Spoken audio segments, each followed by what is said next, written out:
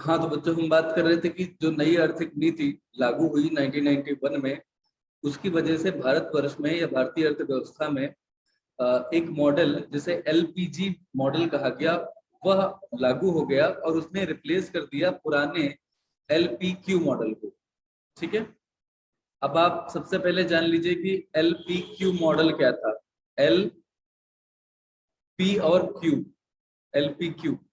ये Q model क्या था, ये मैं आपको थोड़ा सा बताता हूँ। एलपीक्यू मॉडल, इसके अंतर्गत एल का मतलब था लाइसेंसिंग, मैं क्यू बना रहा हूँ जैसे भी बन जाए, ट्राई कर लीजिएगा, क्यू ही मान लीजिएगा इसे। एल का मतलब था लाइसेंसिंग।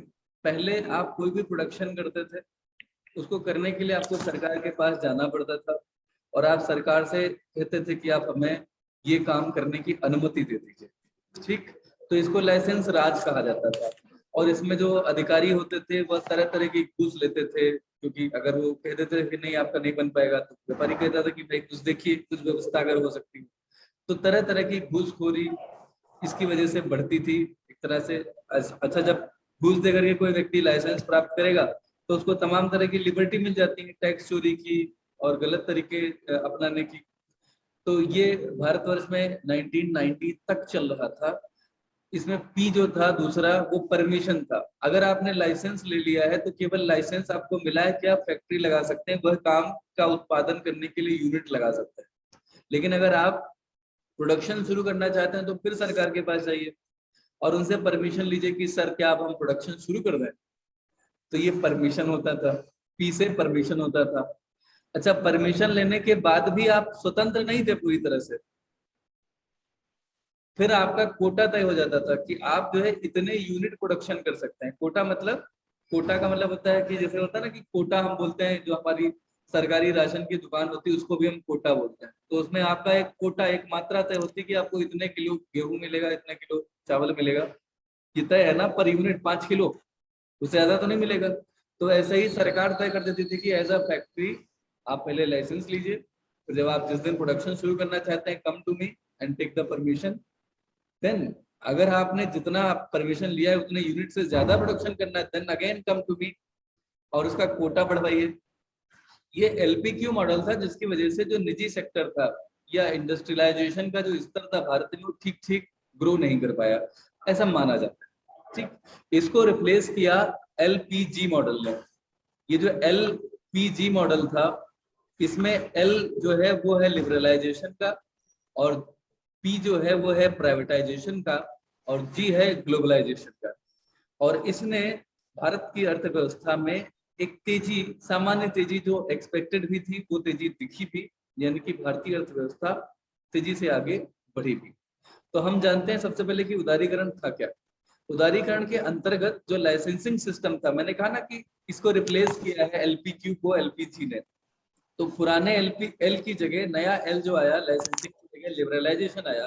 तो सबसे पहले लाइसेंस को जो है इसमें राहत दी गई, कुछ सेक्टर छोड़ दिए गए, जिसके अलावा बाकी कोई भी आप प्रोडक्शन करना चाहें आपको लाइसेंस लेने की आवश्यकता ही नहीं रही, खत्म कर दिया गया। वो क्षेत्र केवल 6 छोड़े गए उस समय, ओनली 6। ठीक है, तो इसके अलावा बाकी सारे जो है मुक्त कर दिए पूरे तरह से, पूरी तरह से कि अब आपको लाइसेंस नहीं लेना है। अभी भी कुछ क्षेत्र हैं जिनमें, जैसे एक मैं उदाहरण दे देता हूँ, जैसे अगर आपको केमिस्ट शॉप खोलनी है, यानी कि मेडिकल स्टोर खोलना है, तो आपको लाइसेंस लेना होगा। अगर आपको फर्टिलाइजर्स की शॉप खोलनी है तो आपको लाइसेंस लेना होगा, क्योंकि ये चीजें मनुष्य के जीवन से संबंधित है। ठीक है, तो सरकार इसमें कोई रिस्क नहीं लेना चाहती थी, अभी भी नहीं लिया है, तो इसका लाइसेंस लेना होगा। लेकिन अब और ढेर सारे जितने इंडस्ट्री थे उन सभी को मुक्त कर दिया गया। दूसरा पॉइंट, व्यवसायिक गतिविधियों के विस्तार या संकुचन पर कोई प्रतिबंध नहीं है। अब आपको इसमें, अगर आप बड़े लेवल पे उत्पादन करना चाहते हैं तो कोई रोक नहीं है, अगर आप उसको छोटा कर लेना चाहते हैं तो भी आप अपने हिसाब से कर सकते हैं। सरकार उसमें नहीं चाहती कि आप उनसे परमिशन लें, या अगर आपने परमिशन नहीं लिया तो आकर के वो आपके यहाँ दरोगागिरी दिखाएं किसी पुलिस वाले को या किसी इंस्पेक्टर को भेजकर। कीमतें तय करने में स्वतंत्रता, किसी भी वस्तु को उत्पादन आपने किया है, उसकी कीमत आप कितनी रखेंगे ये आपकी पूरी आजादी होगी, इसमें सरकार कोई भी दखल नहीं देने वाली। ठीक, आयात और निर्यात में उदारीकरण। देखिए, आयात और निर्यात भारत में 1990 तक लगभग प्रतिबंधित रहा, लगभग पूरी तरह से तो नहीं, लेकिन इतनी ज्यादा सख्ती थी इस पे कि आयात और निर्यात अपने आप में नाकू चने चबाना था।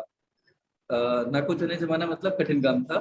तो आयात निर्यात में थोड़ा सा ढील दी गई, तो उसको कहा गया आयात निर्यात उदारीकरण। तो इसमें क्या किया गया, कुछ फॉर्मेलिटीज कम की गई, कुछ टैक्स वगैरह कम किए गए, ताकि आयात और निर्यात दोनों प्रमोट हो सके। ठीक है। पांचवा पॉइंट, माल और सेवाओं के आंदोलन में स्वतंत्रता।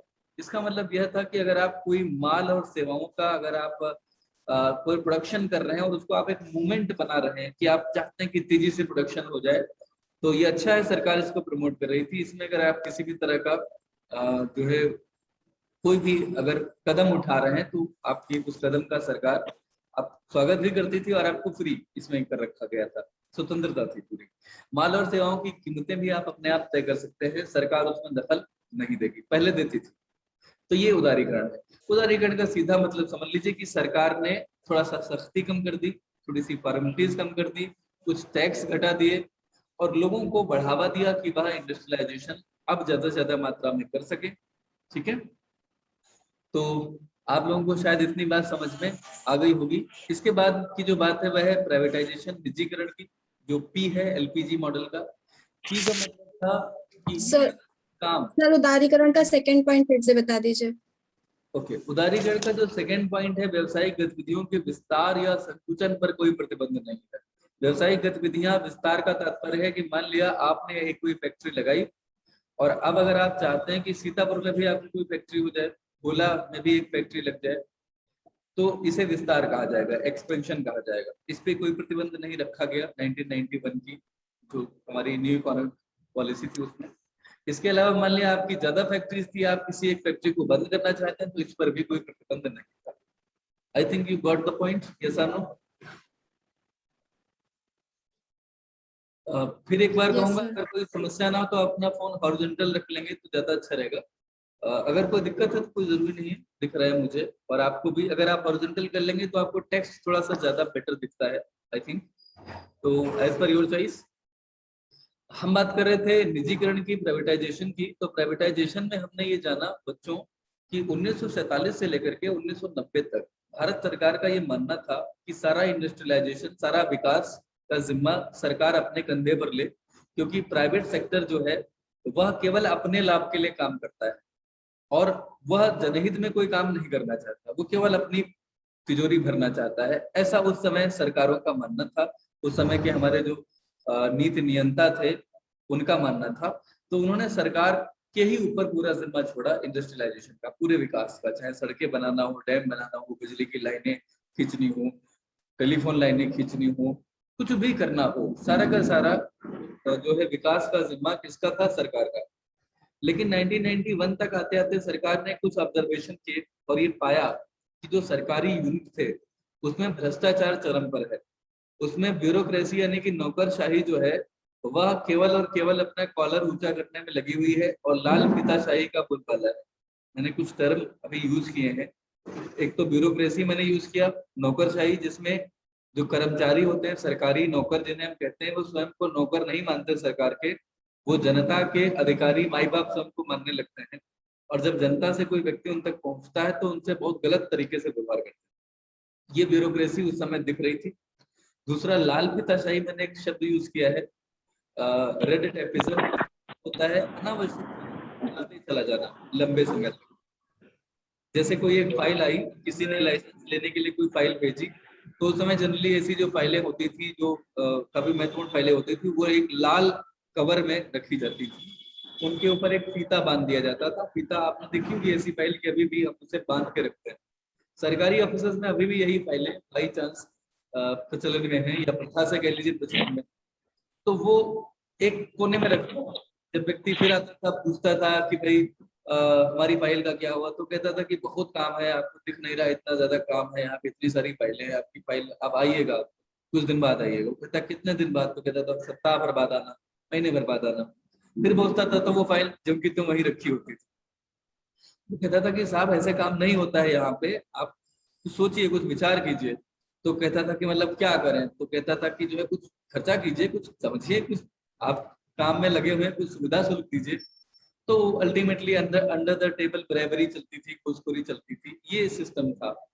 तो ये लागू था भारतवर्ष में 1990 तक।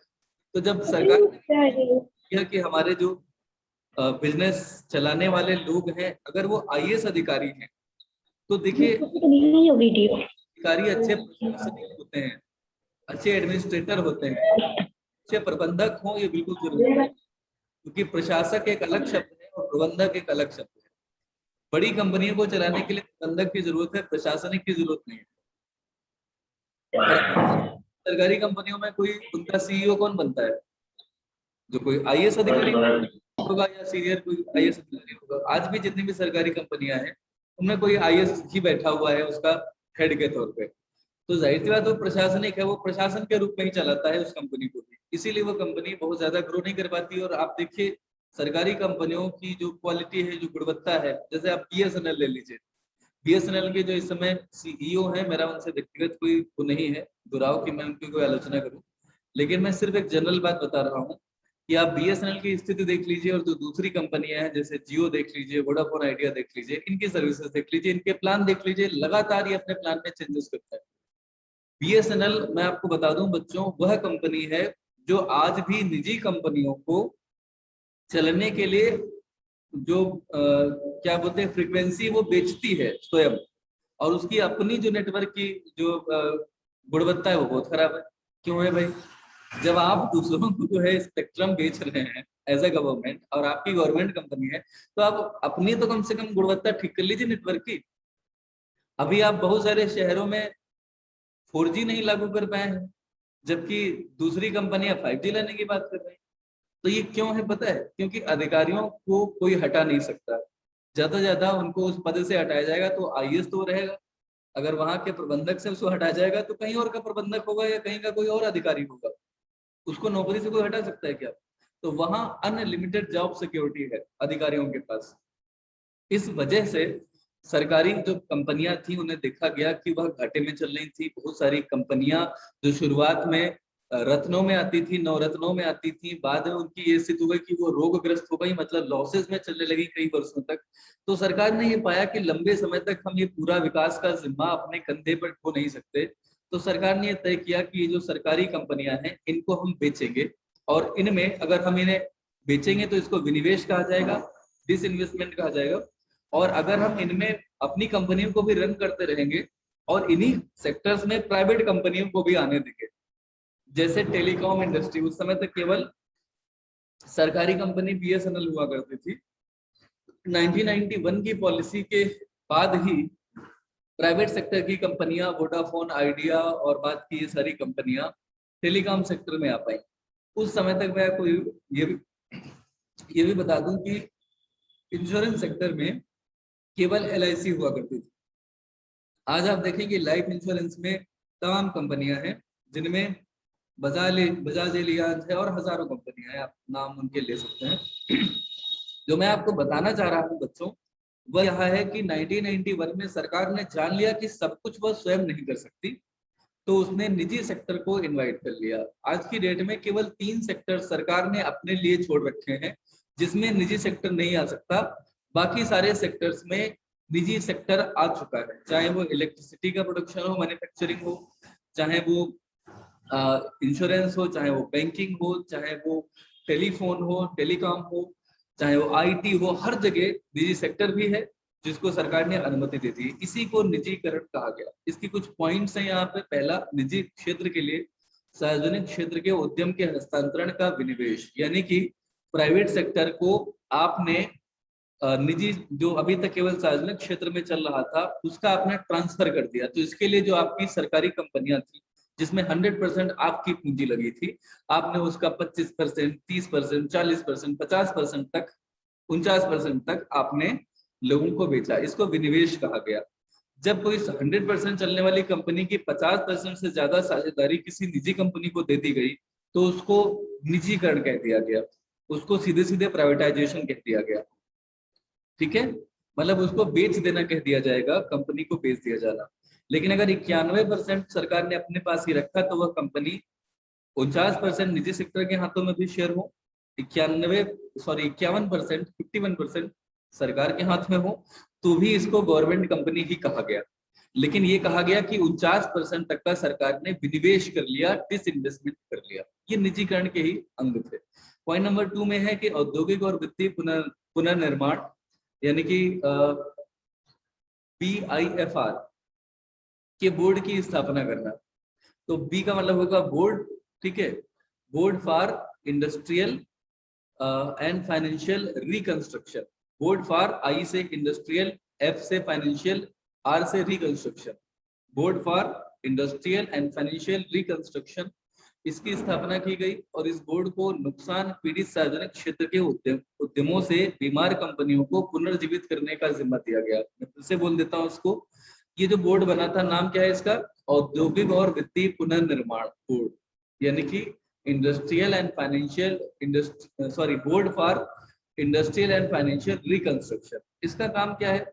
जो नुकसान से पीड़ित सार्वजनिक क्षेत्र के उपक्रम है या जो बीमार उपक्रम है, बीमार वही है जिनमें लगातार लॉस हो रहा है। बीमार का मतलब ये थोड़ी उसका टेम्परेचर बढ़ जाएगा, कंपनी का कोई टेम्परेचर नहीं होता।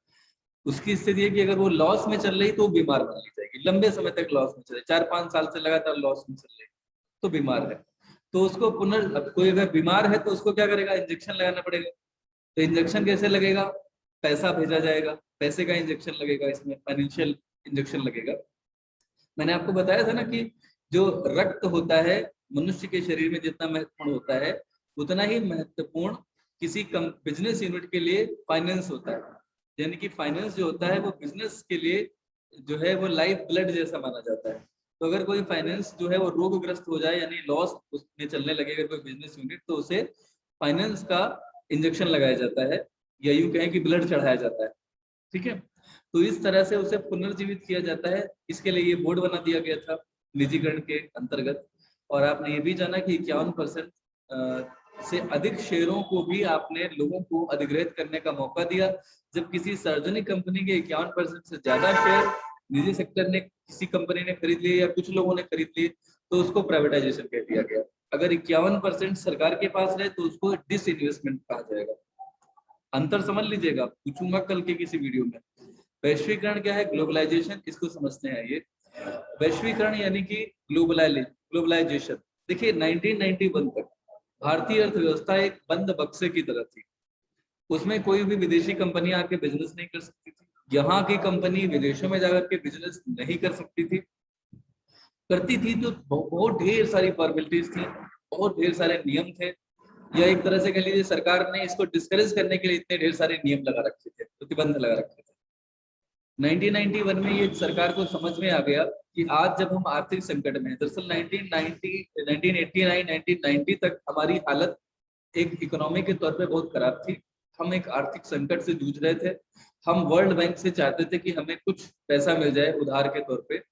वर्ल्ड बैंक के जो उस समय के सदस्य जो थे IMF के, उन लोगों का सीधे सीधा ये कहना था कि भाई हम आपको उधार दें तो हमारा फायदा क्या है, क्यों दें आपको उधार? आपने अपने देश में किसी दूसरी कंपनी को बिजनेस करने से मना कर रखा है। आप कम से कम अपने देश की अर्थव्यवस्था को खोलिए, अपने देश के लोगों को कुछ अच्छी गुणवत्ता परक सस्ती वस्तुएं पाने दीजिए। और आपके यहाँ के भी इंडस्ट्रियलिस्ट हैं, अच्छा काम कर रहे हैं, उनको भी पूरी दुनिया का बाजार उपलब्ध कराइए। तो अपनी अर्थव्यवस्था को खोलिए थोड़ा। अगर आप ऐसा करेंगे तो हम आपको उधार वगैरह दे सकते हैं, फाइनेंशियली असिस्ट कर सकते हैं। तो ऐसे कुछ नियम थे, ऐसी कुछ बातें चल रही थी। सरकार को भी समझ में आया कि अब हम आइसोलेशन में नहीं रह सकते। अच्छा, आइसोलेशन में रहना हमारी प्रवृत्ति, इसलिए हमारा चरित्र जो बना उसका कारण था। आपने एक कहावत सुनी होगी कि दूध की जली हुई बिल्ली छाछ फूक फूक के पीती है। एक कंपनी ही आई थी हमारे यहाँ, ईस्ट इंडिया कंपनी, जिसने हमको लगभग 200, 250, 300 वर्षों तक गुलाम बना के रखा है ना। तो अब हम तो दूध के जले हुए थे, तो हम किसी विदेशी कंपनी को तो अपना सबसे बड़ा दुश्मन मानते थे। हमको लगता था ये फिर आएगी, फिर अपने प्रोडक्ट से हमें पूरी तरह से कैप्चर कर लेगी और फिर हमें गुलाम बना लेगी। तो हम डरे हुए थे। अब हम छाछ भी नहीं पीना चाहते थे, बड़ा फूक फूक के पी रहे थे। जब हमने लगभग 60 साल फूक लिया छाछ, उसके बाद में हमें अंदाजा हो गया, 60 साल नहीं लगभग 50 साल मान लीजिए, 47 से लेकर के 1990 तक। तो हमने जब हमें आइडिया हो गया 40 साल तक लगभग आइडिया हो गया कि हाँ भाई अभी अब तो ठीक है, अब हम इतने कमजोर नहीं रहे हैं। अब हमको बात भी समझ में आ गई है कि पहले हम बिखरे हुए थे ना, इसलिए गुलाम बन गए, लेकिन अब तो हम एज अ कंट्री यूनाइटेड हैं। तो अगर कोई विदेशी कंपनी आएगी गड़बड़ करेगी तो उसको मार भगाएंगे, हम थोड़ा सा कॉन्फिडेंट हो गए और हमने वैश्वीकरण को अपना लिया, यानी कि अब विदेशी कंपनियां भारत में कुछ सामान्य फॉर्मेलिटीज को पूरा करने के बाद बिजनेस कर सकती थी और भारतीय कंपनियां भी दूसरे देशों में जा सकती थी। यहाँ से आयात निर्यात की शुरुआत हो गई। जब विदेशी कंपनियां भारत में बिजनेस करने लगी, आपने विदेशों से माल खरीदना शुरू कर दिया तो आयात शुरू हो गया, आपने बेचना शुरू कर दिया, निर्यात शुरू हो गया। इसके लिए सरकार ने आयात का उदारीकरण किया। आयात यानी इंपोर्ट पे बहुत सारे प्रतिबंध लगे हुए थे। सरकार ने कई सारी वस्तुओं पे जो पूंजीकरण जो है वस्तुएं थी, यानी कि कैपिटल जो प्रोडक्ट हुआ करते थे, ऐसी जो बड़ी मशीनें हुआ करती थी, हाई टेक्नोलॉजी मशीनें, उनको मंगाना भारत में प्रतिबंधित था। सरकार ने उन पे प्रतिबंध हटा लिया। प्रतिबंधित इसलिए था, ऐसा लगता था कि विदेशी टेक्नोलॉजी आ जाएगी, हम कहीं उसके गुलाम ना हो जाए, फिर से वही ना हो जाए, तो हम डरे हुए थे। लेकिन हमने बाद में इन बड़ी नई टेक्नोलॉजी से सुसज्जित वस्तुओं को, या कह लीजिए बड़ी बड़ी मशीनों को, यंत्रों को आने दिया, प्रतिबंध हटा लिया। दूसरा, हमने अपने देश में विदेशी मुद्रा विनिमयन अधिनियम फेरा जो था वह लागू किया। इसको हटा करके बाद में विदेशी मुद्रा प्रबंधन अधिनियम लागू हो गया, फेमा जिसे कहा गया। फेरा की जगह फेमा आ गया, ठीक है। विदेशी मुद्रा फाइनेंशियल एक्सचेंज मैनेजमेंट एक्ट जिसे बोला गया, ठीक है। Financial money exchange act, FEMA, sorry इसको दूसरा मैं फिर से बोल रहा हूँ, गलत हो गया। विदेशी मुद्रा प्रबंधन अधिनियम, फॉरेन एक्सचेंज मैनेजमेंट एक्ट, ठीक है, फेरा। एफ से फॉरेन, ई से एक्सचेंज, एम से मैनेजमेंट और ए से एक्ट, ठीक है, foreign exchange management act, FEMA इसे कहा गया। इसने रिप्लेस किया था फेरा को, जिसमें था फॉरेन एक्सचेंज विनियमन अधिनियम, ठीक है। विनियमन का मतलब होता है रेगुलेशन। जब आप रेगुलेशन करते हैं तो तरह तरह के नियम थोप देते हैं। फॉरेन एक्सचेंज, फॉरेन मनी, इसे फेरा बोला गया था। फॉरेन एक्सचेंज रेगुलेशन एक्ट था ये, फॉरेन एक्सचेंज रेगुलेशन एक्ट। इसको रिप्लेस कर दिया फेमा ने। इसमें रेगुलेशन खत्म करके उसका मैनेजमेंट करना शुरू कर दिया गया। जब आप किसी का रेगुलेशन करते हैं तो उसको तमाम चीजें करने से मना कर देते हैं, और मैनेजमेंट में आप उसे करने देते हैं, बस पहले उसकी गतिविधियों को मैनेज कर लेते हैं। तो ये डिफरेंस था। टैरिफ संरचना का युक्तिकरण, युक्तिकरण का मतलब होता है उसको लॉजिकल बनाना, रीजनेबल बनाना। टैरिफ का मतलब होता है टैक्स रेट्स जो होती हैं कंट्री में, किस पे टैक्स लगते हैं, तमाम तरह के आयात पर और निर्यात पर जो हम टैक्सेस लगाते हैं उसको टैरिफ संरचना कहा जाता है, टैरिफ सिस्टम कहा जाता है। उसका युक्तिकरण यानी कि उसको रीजनेबल बनाना, उसको तर्क संगत बनाना, यानी कि उसको थोड़ा सा, बहुत ज्यादा थे उनको कम करना, इसी को कहा गया युक्तिकरण, यानी कि उसको लॉजिकल बनाना, रीजनेबल बनाना। मतलब किया क्या गया था इसके अंतर्गत, टैरिफ्स को कम कर दिया गया। और पांचवा है आयात शुल्क में कमी। ये तो साफ साफ नजर आता है कि जो टैक्स लगता था इंपोर्ट की जाने वाली वस्तुओं पे, उसमें कमी कर दी गई।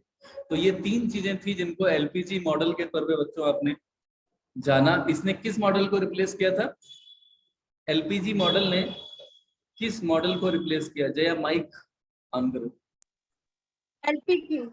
एलपीक्यू, एलपीक्यू का फुल फॉर्म कौन बताएगा जया के अलावा? एलपीक्यू का फुल फॉर्म, शगुन, भूमिका, माही।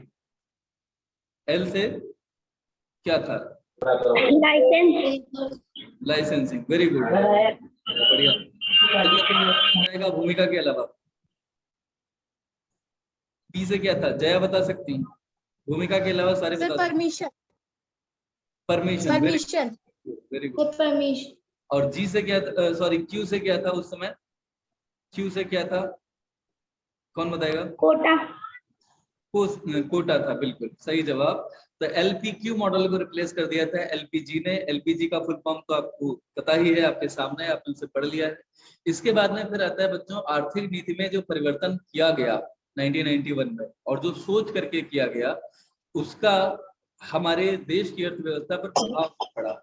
या यूं कह लें कि हम यहाँ पर देख रहे हैं कि उदारीकरण का या वैश्वीकरण का हमारी देश की अर्थव्यवस्था पर क्या प्रभाव पड़ा। तो सबसे पहली बात, हमारे देश में प्रतिस्पर्धा बढ़ गई। कैसे बढ़ गई? पहले हमारे यहाँ के ही लोग परंपरागत तकनीकी का उपयोग करते हुए उत्पादन कर रहे थे, फिर विदेशी कंपनियां आ गई जिनके पास हाई टेक प्रोडक्ट्स थे, तो हमें लगा कि अगर अब हमने स्वयं में सुधार नहीं किया, अगर अभी भी सोते रहे, तो ये जो कंपनियां है ना, ये हमें खत्म कर देंगी। तो हमने भी रिसर्च एंड डेवलपमेंट डिपार्टमेंट जो हमारा था, अगर हम एक बड़ी कंपनी थे, तो हमने रिसर्च और जो रिसर्च और डेवलपमेंट डिपार्टमेंट था, इसको तुरंत सक्रिय किया और कहा कि भाई नई नई डिजाइनें बनाइए, गुणवत्ता बढ़ाइए अपने यहाँ के प्रोडक्ट्स की कम लागत पे। तो क्या हुआ कि हमने जो है अपनी गुणवत्ता बढ़ा ली और हम प्रतिस्पर्धा का सामना करने की स्थिति में आ पाए। तो यहाँ कंपटीशन बढ़ गया हमारे देश में। दूसरी बात, अधिक ग्राहकों की मांग। जब अधिक वस्तुएं आने लगी, कंपनियां यहाँ आई, प्रोडक्ट ही नहीं लाई, वो कंपनियों ने यहाँ फैक्ट्रीज भी स्थापित की, लोगों को रोजगार भी मिला। तो क्या हो गया, यहाँ पे लोगों को रोजगार मिला, उनकी इनकम बढ़ गई। तो क्या हो गया, लोगों ने मांग बढ़ानी शुरू कर दी, तो डिमांड बढ़ गई यहाँ पे कुल मिलाकर के।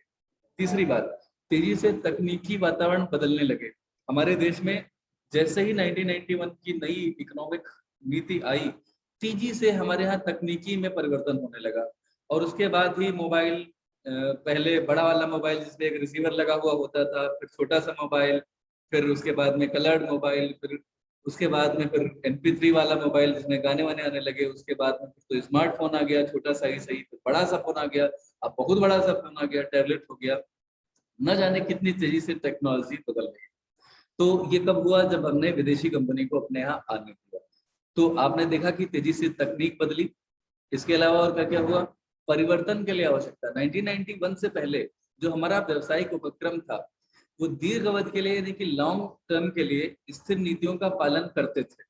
यानी कि एक बार आपने नीति बना ली 5 साल की और वो बढ़िया चलती थी 5 साल तक। लेकिन अब तो 5 साल में दुनिया बदल जाती। आज से 5 साल के पहले आप किन किन टेक्निक का यूज कर रहे थे, आज क्या आप वही टेक्निक यूज कर रहे हैं? सोचिए जरा। आज से 5 साल से पहले 4G था, नो अब सर। 5G की बात चल रही है। आप सोचिए जरा इस चीज को कि 5 साल में दुनिया बदल रही, तो 5 साल की योजना नहीं लागू हो सकती। तो पहले अपने यहाँ हम 5 वर्षीय योजनाएं चालू करते थे, लागू करते थे। लेकिन बाद में 5 वर्षीय योजनाओं को आज की डेट में नरेंद्र मोदी जी ने महसूस किया कि अब ये काम नहीं करने वाली, अब हमें एनुअल प्लान बनाना पड़ेगा। तो एनुअल प्लान लागू कर दिया गया। लेकिन हाँ, उस समय 5 वर्षीय योजना हमारे देश की सरकार नहीं खत्म कर पाए थे, उन्होंने उसे कंटिन्यू रखा था। लेकिन ये जरूर जान लिया गया कि हमें समय समय पे अपनी नीतियों में परिवर्तन करना होगा एज अ गवर्नमेंट, ठीक है। और अपने यहाँ के मानव संसाधन को भी बदलती हुई जो टेक्नोलॉजी है उसके अनुसार ढलना पड़ेगा, उसका विकास करना होगा। ये परिवर्तन की आवश्यकता समझ में आ गई थी अर्थव्यवस्था को हमारे देश की। 5वां, मानवीय संसाधनों के विकास की आवश्यकता। ये तो समझ में आ गया कि जब टेक्निक बदल रही है, जैसे टाइपराइटर पे काम करने वाले लोग कंप्यूटर पे टाइप कैसे करेंगे, तो उन्हें सिखाया जाए कि how to type on a computer, है ना। तो ये मानवीय संसाधन के विकास की आवश्यकता थी। देश में लोग अंग्रेजी बोल सकें, देश में लोग अमेरिकन या फॉरेन एक्सेंट में बोल सकें, बात कर सकें, ये भी महसूस किया गया। तमाम तरह की तकनीक का उपयोग करना लोगों को आ जाए, तो मानव संसाधन के विकास की आवश्यकता महसूस हुई और इस पे काम भी किया गया। बाजार उन्मुखीकरण का मतलब ये था कि पहले समझ लेना बच्चों, इस ध्यान को, इस बात को ध्यान से, LPQ मॉडल प्रोडक्ट ओरिएंटेड था। प्रोडक्ट ओरिएंटेड, ठीक। आप जो प्रोडक्ट बनाते थे वही बेचते थे लोगों को। दरअसल लोगों को वही खरीदना मजबूरी थी, उनके पास चॉइस नहीं थी। लेकिन LPG मॉडल आने के बाद बाजार उन्मुखीकरण यानी कि मार्केट ओरिएंटेशन शुरू हुआ। कंपनियों ने बाजार में जा करके ग्राहकों की क्या अपेक्षा है, क्या अभिरुचि है, क्या वो चाहते हैं, किस तरह की वस्तुएं चाहते हैं, क्या वो प्राइस कॉन्शियस हैं या क्वालिटी कॉन्शियस हैं, क्वांटिटी कॉन्शियस हैं, फ्री में चाहते हैं, व्हाटएवर। उन्होंने R&D किया, यानी कि रिसर्च एंड डेवलपमेंट टीम भेजी और पता किया कि लोग क्या चाहते हैं। जो मार्केट से सेंटीमेंट्स निकल करके आए, उन्होंने उसके अकॉर्डिंग प्रोडक्ट बनाने शुरू किए।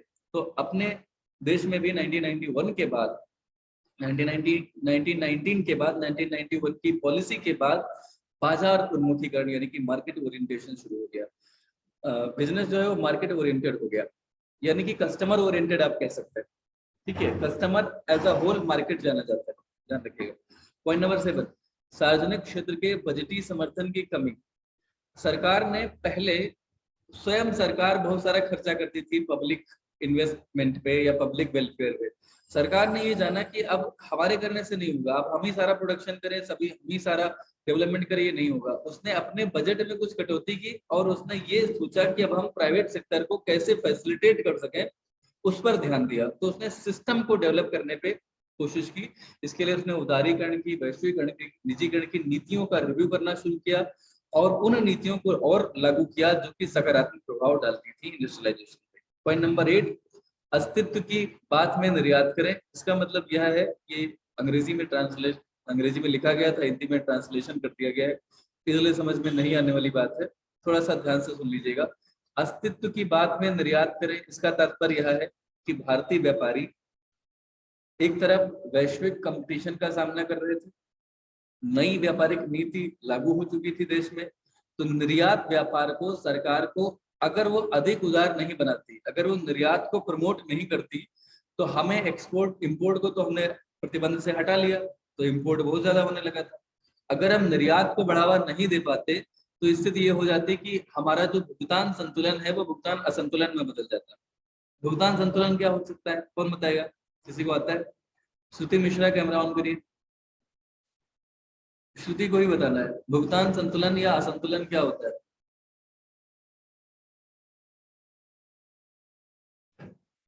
श्रुति, can you hear me? Camera off करके सोने का इरादा है क्या? कैमरा हमेशा ऑन रखिए, उससे पता चलता है कि आप जो है अभी जागृत हैं, अटेंटिवली सुन पा रहे हैं, या आप नहीं समझ पाए तो भी बहुत बार आप जब पूछ नहीं पाते हैं तो पता चल जाता है। बता सकते हैं कि भुगतान संतुलन यानी कि बैलेंस ऑफ पेमेंट क्या होता है? Anybody in this class? Sir भुगतान संतुलन मतलब होता है कि जो हम भुगतान कर रहे हैं उसको संतुलित मात्रा में करें। ये तो इसका वर्ड मीनिंग है, अकाउंटेंसी या बीएसटी में वर्ड मीनिंग काम नहीं करता है। वर्ड मीनिंग एक जरूरत है, जान लें हम, लेकिन हमें उसका सेंस जानना होता है। भुगतान संतुलन का मतलब होता है एक तरफ हम एक्सपोर्ट करते हैं तमाम वस्तुओं का, तो उससे हमें इनकम आती है, रेवेन्यू जनरेट होती है। दूसरा, हम इंपोर्ट करते हैं तो हमारा पैसा चला जाता है, फॉरेन एक्सचेंज चला जाता है। तो एक्सपोर्ट से फॉरेन एक्सचेंज आता है देश में, इंपोर्ट से फॉरेन एक्सचेंज चला जाता है। इंपोर्ट कम है, एक्सपोर्ट ज्यादा है, एक्सपोर्ट ज्यादा है, इंपोर्ट कम है, तो हमारा ये भुगतान संतुलन है, यानी कि positive balance payment of balance of payment है, पॉजिटिव बैलेंस ऑफ पेमेंट है, ठीक, यानी भुगतान संतुलन की स्थिति है। और अगर मान लिया इंपोर्ट ज्यादा हो जाए वैल्यू में एक्सपोर्ट से, तो ये भुगतान असंतुलन कहलाएगा, यानी कि नेगेटिव बैलेंस ऑफ पेमेंट कहलाएगा, ठीक। तो इन्होंने यही बात की है कि आप जो है निर्यात को प्रमोट अगर नहीं करेंगे तो आप कैसे भुगतान संतुलन स्थापित कर पाएंगे। तो उसके लिए क्या हुआ कि कई कंपनियों ने निर्यात विभाग शुरू किए, दोगुने से अधिक उन्होंने प्रोडक्शन शुरू किया, बिक्री को बढ़ाया। Reliance company, Videocon, MRF, CEAT tyre वगैरह, इसमें कुछ बड़ी धाकड़ कंपनियां थी जिन्होंने एक्सपोर्ट करके भारत के भुगतान संतुलन में काफी सहयोग किया, ठीक है। तो अस्तित्व की बात में निर्यात करें, इसका मतलब सिर्फ इतना था कि जो हमारी भारतीय कंपनियां, बड़ी कंपनियां थी, मल्टीनेशनल कंपनियां थी, उनको हम तरह तरह की सुविधाएं दे रहे थे ताकि वह भी एक्सपोर्ट कर सकें और वह विदेशी प्रतिस्पर्धा में अपना अस्तित्व बनाए रख सकें, ठीक। तो जो नए आर्थिक सुधार किए गए थे उनके ये फायदे आपने पढ़ लिए, लेकिन कुछ ऐसे भी इकोनॉमिस्ट थे और हैं अभी भी जो नई आर्थिक नीतियों को अच्छा नहीं मानते, इनके दुष्प्रभाव की बात करते हैं। उन्होंने कहा कि ये सुधार नहीं हुआ, उल्टा कुछ नुकसान हुआ। तो कौन कौन से नुकसान हुए जल्दी से देख लेते हैं। नए आर्थिक सुधारों ने कृषि क्षेत्र की अवहेलना कर दी, केवल इंडस्ट्री पर जोर दिया, कृषि को ध्यान नहीं दिया। दूसरा, नए आर्थिक सुधारों ने भारतीय अर्थव्यवस्था को अंतर्राष्ट्रीय संस्थाओं जैसे आईएमएफ या विश्व बैंक के हवाले कर दिया, पूरा समर्पित कर दिया, सर आप ही हैं जो कुछ माई बाप, अब आप जैसे चाहें वैसे हम चलेंगे। तो ये आपकी स्वतंत्रता खत्म हो गई, ऐसा आरोप लगता है। तीसरा, नए आर्थिक सुधारों ने विदेशी तकनीक पर निर्भरता बढ़ा दी और घरेलू तकनीक को विकसित करने में आपने जोर नहीं दिया। जो आप विदेशी कंपनी आती रही तो आपने उसमें पढ़ा था ना कि आपने बड़ी मशीनें, जो वहां की टेक्नोलॉजी की मशीनें थी, उनको हम आयातित कर लिया, अपने यहाँ डेवलप नहीं किया, ऐसा आरोप लगा। चौथा आरोप है, नए आर्थिक सुधारों ने विदेशी सहायता और निवेश पर निर्भरता बढ़ा दी। आप लोन लेने के लिए बड़ा उत्सुक हो गए विदेशों से, विदेशी अंतर्राष्ट्रीय संस्थाओं से, तो आपके ऊपर ऋण बहुत बढ़ गया या बढ़ जाएगा, ऐसा माना गया था। पांचवा पॉइंट, इस नीति से देश की प्रभुसत्ता बिक सकती है। जब आप इंटरनेशनल बड़ी संस्थाओं पर आप निर्भर हो जाते हैं तो आपकी जो संप्रभुता है, सॉवरेनिटी है, वह खतरे में हो सकती है। भारतीय कंपनियों के सारे शेयर अगर विदेशी निवेशक खरीद लेंगे तो सारी भारतीय कंपनियां उनकी हो जाएंगी। ये डर था कुछ लोगों को जो नई आर्थिक नीति को की आलोचना कर रहे थे, क्रिटिसाइज कर रहे थे। छठा पॉइंट ये था कि आर्थिक सुधारों से बेरोजगारी की समस्या बहुत बढ़ जाएगी, क्योंकि जो बड़ी कंपनियां हैं उसमें श्रमिकों की छटनी हो जाएगी, और श्रमिक अगर हट गए, जैसे नई टेक्नोलॉजी आ गई, जहाँ पे पहले बैंकों में बहुत सारे कर्मचारी हुआ करते थे, अब आप कोई गांव के स्तर पे कोई नया बैंक खुलता है तो कुल 4 कर्मचारी होते हैं, अधिकतम 5 का रेशियो है। एक प्रमुख मैनेजर, ब्रांच मैनेजर होगा, एक क्लर्क होगा, एक प्यून होगा, एक अकाउंटेंट होगा, एक रिसेप्शनिस्ट कह लीजिए, तो क्लर्क लेवल पे 2 लोग हो गए, बस सारी 4 बंदे या 5 बंदे से बैंक खुल जाती। पहले उसी बैंक में 14 कर्मचारी कम से कम होने चाहिए थे, ठीक है, यानी लोगों की छटनी हो गई, तो ये बेरोजगारी लाएगा, ऐसा माना गया। नया आर्थिक सुधार सार्वजनिक उद्यमों के निजीकरण पर बहुत बल देते हैं, और ये निजीकरण बहुत अच्छा नहीं है, उन्होंने ये माना। ये भी देखा गया कि नई आर्थिक नीतियों से मूल्य में बढ़ोतरी होगी, ऐसा माना गया। राजकोषीय घाटा कम करने के लिए, वित्तीय संस्थाओं के नियंत्रण के लिए और अन्य बुराइयों को रोकने में भी ऐसा माना जा रहा था उस समय के कुछ इकोनॉमिस्ट के द्वारा कि यह जो नीति है यह असफल हो जाएगी, सफल नहीं हो पाएगी। तो ये कुछ आरोप थे, हालांकि ये आरोप में से कुछ सही भी सिद्ध हुए और कुछ बुरी तरह से बेबुनियाद थे, और बुरी तरह से वो बेबुनियाद साबित हुए। कल के वीडियो में हम पढ़ेंगे डिमोनेटाइजेशन क्या होता है। आज के लिए इतना ही मेरी तरफ से, अगर आप में से किसी को कुछ पूछना है तो पूछ सकते हैं। इसका रिकॉर्डेड वीडियो आपको अभी मिलेगा, रिकॉर्डेड वीडियो भी आप सभी लोग ध्यान से जरूर देखिएगा, और जिन्होंने नहीं देखा है वह इस वीडियो को